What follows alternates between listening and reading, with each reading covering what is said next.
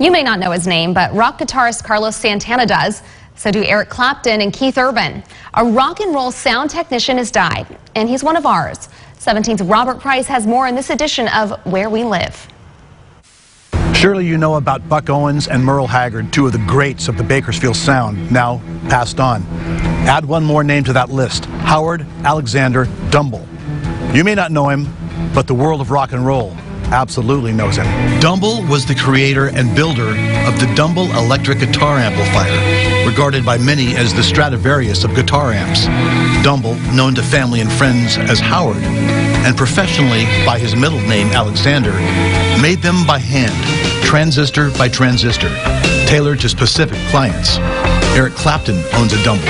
Stevie Ray Vaughan has played through a Dumble, and so have Joe Bonamassa, Bonnie Raitt, Larry Carlton, Don Felder, John Mayer, Keith Urban, Tinny Wayne Shepherd, Jackson Brown, David Lindley, Robin Ford of the Yellow Jackets, Lowell George of Little Feat, and many more.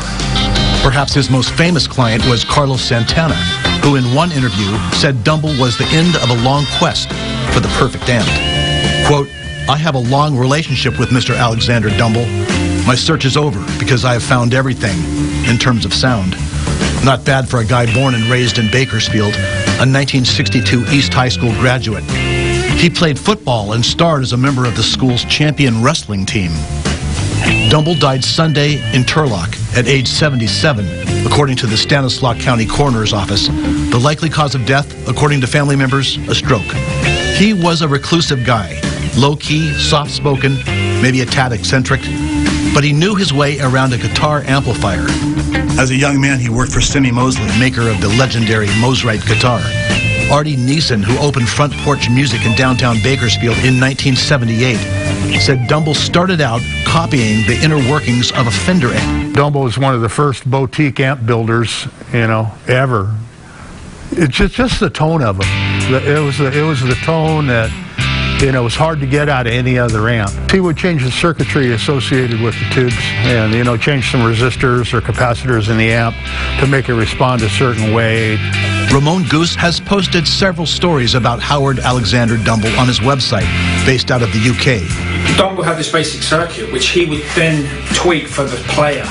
He'd sort of like measuring a suit for you. Everything was a one-off. He couldn't recreate exactly the same amp because he's playing guitar as he's soldering it in the resistors and the capacitors. He's actually playing the guitar to morph the sound.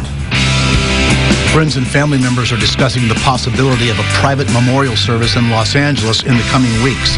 They aren't prepared to say precisely when or where. They agree on one thing, though. His was a quiet, but at times, very loud life. So the next time you listen to a Stevie Ray Vaughan lead guitar solo, think of Bakersfield. Think of Howard Alexander Dumble. At Front Porch Music in downtown Bakersfield, Robert Price, 17 News.